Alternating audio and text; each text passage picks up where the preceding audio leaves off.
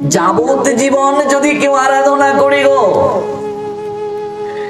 কেউ যদি ষোড়শ উপাচারী যাবত জীবন আরাধনা করে, ব্রহ্মবৈবর্ত পুরাণ কৃষ্ণ জন্মখণ্ড 15তম অধ্যায় 71 নম্বর শ্লোক, ব্রহ্মবৈবর্ত পুরাণ অধ্যায় 15 শ্লোক সংখ্যা 71 বলছেন, ইয়ে সেবন্তে চ দত্তা মামো পচারাংশ সুরসহ যাবজ্জীবন পরিয়াঙ্কাং নিত্যং ভক্তা সুসংকিউতা।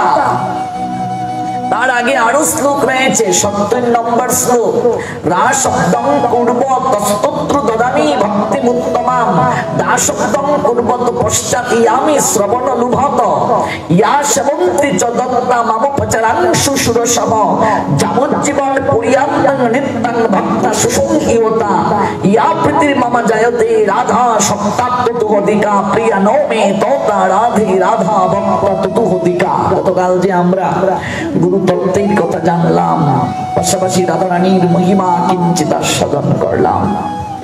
এখানে জানলাম অর্চনের প্রসঙ্গে 16টা উপচার। ভগবান এই জায়গায় বলছেন, কেউ যদি 16টা উপাচারে যাবত জীবন আমাকে আরাধনা করে, যাবত জীবন ইয়া সেবন্তি চ দত্তা মাম পচারাংশু সুরসহ, 16টা উপাচারে যদি কেউ যাবত জীবন আমাকে আরাধনা করে, ইয়া প্রীতির মম জায়তে, আমাকে যতটা না সে প্রীত করতে পারে, সন্তুষ্ট করতে পারে, আরাধনা করে আমাকে যতটা না সে সন্তুষ্ট করতে পারে, তার থেকে আমি অধিক সন্তুষ্ট হই। ইয়া প্রীতির মাম জায়তে রাধা শব্দাত্মতুহদিকা, তার থেকে আমি অধিক সন্তুষ্ট হই।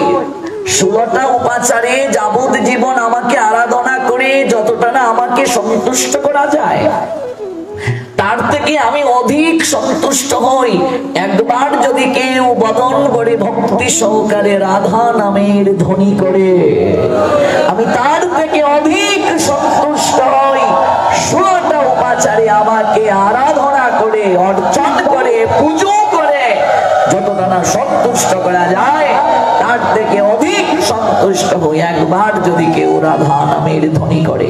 রা শব্দং পূর্ব তস্তত্র দদামি ভক্তিমুত্তমাম, যে ব্যক্তি কেবল রা শব্দটা উচ্চারণ করে, রা শব্দটা উচ্চারণ করে যে ব্যক্তি, আমি ব্যগ্র হয়ে তাহার পশ্চাতে পশ্চাতে গমন করতে শুরু করি। ভগবান বলছেন, দা শব্দং কুর্বত পশ্চাৎ ইয়ামি শ্রবণ লুভত, আর ধা শব্দ যখন উচ্চারণ করে রাধা, আমি সেই ব্যক্তির শ্রীমুখ থেকে রাধা নামের ধ্বনি শ্রবণ করার লোভে আমি তার নিকটে সঙ্গে সঙ্গে গমন করি।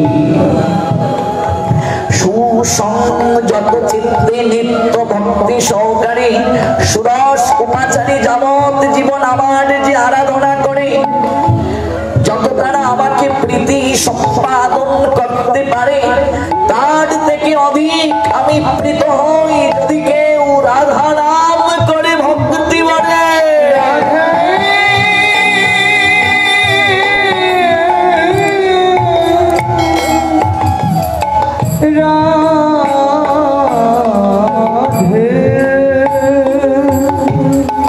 সেই প্রেমময়ীর কথাই আমরা গতকাল শ্রবণ করেছিলাম, তার থেকে অধিক সন্তুষ্ট হন ভগবান। তাহলে আমরা জানলাম ষোড়শ উপচার কি। যদি কেউ ষোড়শ উপাচারে অর্চন করতে অসমর্থ হয়, তখন সে অর্চন করবে দ্বাদশ উপাচারে 12টা উপাদান দিয়ে। আসন, পাদ্য, অর্ঘ্য, আচমন, মধুপর্ক, স্নান, বস্ত্র, গন্ধ, পুষ্প, ধূপ, দীপ, নৈবেদ্য, এই 12টা উপাদানে অর্চন করার বিধি প্রত্যেক দিন। তাতেও যদি কেউ না পারে 10 উপাদান দিয়ে সে ভগবানকে পুজো করবে প্রত্যেক দিন। এই যে গৃহে ভগবান আছেন, 10টা উপচার কি কি? আসন, পাদ্য, অর্ঘ, আচমন, মধুপর্ক, গন্ধ, পুষ্প, ধূপ, দীপ, নৈবেদ্য। 10। তাতেও যদি কেউ না পারে 5টা উপাদান দিয়ে তাকে অর্চন করতে হবে প্রতিদিন। 5টা উপাচার কি কি? গন্ধ, পুষ্প, ধূপ, দীপ আর হচ্ছে নৈবেদ্য। এই 5 উপাচারে পুজোর বিধান অর্চন। তাহলে প্রশ্ন আসতে পারে অর্চনটা তো কলিযুগের ধর্ম নয়। অনেকেই বলে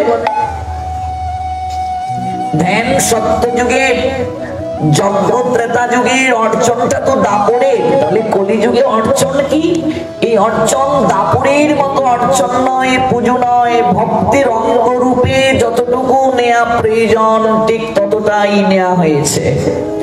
যেমন সত্যযুগে ধ্যান ছিল, কলিযুগে সত্যযুগের মতো কেউ ধ্যান করতে পারবে না।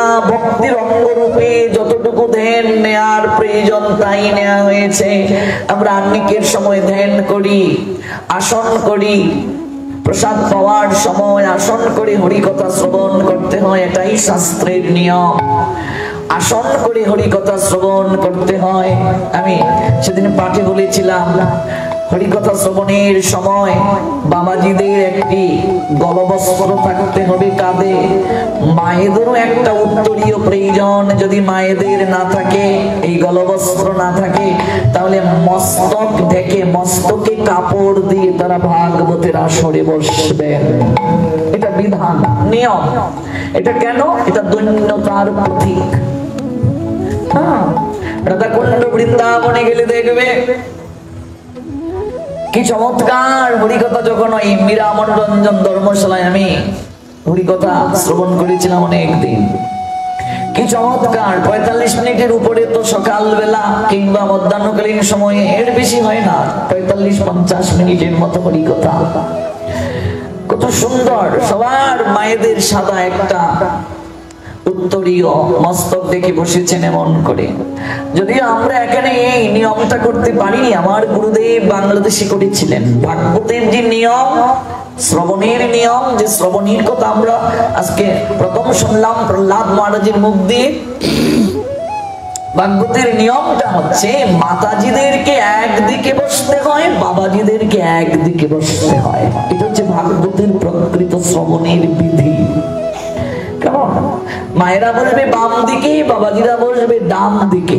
ভাগবত শ্রবণের যে বিধি প্রসঙ্গে প্রহ্লাদ মহারাজের যে শ্রবণের যে কথা প্রহ্লাদ মহারাজ এই শ্লোকটাতে বললেন, শ্রীমৎ ভাগবত, ওই ভাগবতের যখন আপনি শ্রবণ প্রসঙ্গে এই বিষয়গুলোকে উপলব্ধি করবেন, সেখানে দেখবেন এই বিষয়গুলোকে চমৎকার ভাবে বর্ণনা করা হয়েছে। মায়েরা বসবে বাম দিকে, বাবাজিরা ডান দিকে বসবে, এটাই বিধি। কিন্তু সব জায়গায় পরিবেশ নেই, অনেক জায়গায় এরকম করা সম্ভব হয় না। কিন্তু আমার গুরু মহারাজ বাংলাদেশে যখন ভাগবত সপ্তাহ করেছিলেন, বিশাল বিশাল ভাগবত, তখন তিনি এই ব্যবস্থাটা করেছিলেন।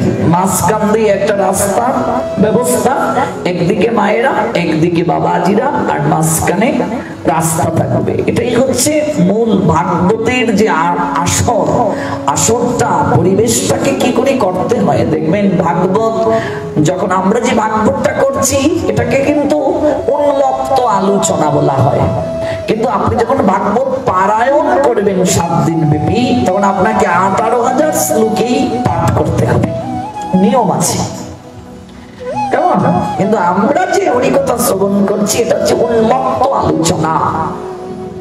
ভাগবতের উন্মুক্ত আলোচনা, ভাগবতকে কেন্দ্র করে আমরা এই মনুষ্য জীবনটাকে কেমন করে ধীরে ধীরে ভক্তির পথে নিয়ে যাব। আসলে হচ্ছে কি, বাল্য শিক্ষা থেকে তো শুরু করতে হচ্ছে। আমরা এখানে অনেক কিছুই জানি না, ভক্তির যে অঙ্গগুলো আমরা কিছুই জানি না, কিছুই জানি না। আমি সেদিন বলেছিলাম পাঠে যে আপনি যখন ভগবানকে প্রণাম করবেন, ভগবানকে আরতি করবেন, আপনি যখন রন্ধন করে ভোগ নিয়ে যাবেন ভগবানের ঘরে, কিংবা আপনি যে কাউকে প্রণাম করবেন গুরুজন, কিংবা আপনি যখন গুরু বৈষ্ণব আপনার গৃহে গিয়েছেন, বরণ করবেন, তখন সঙ্গে সঙ্গে মস্তকটা আপনাকে ঢাকতে হবে।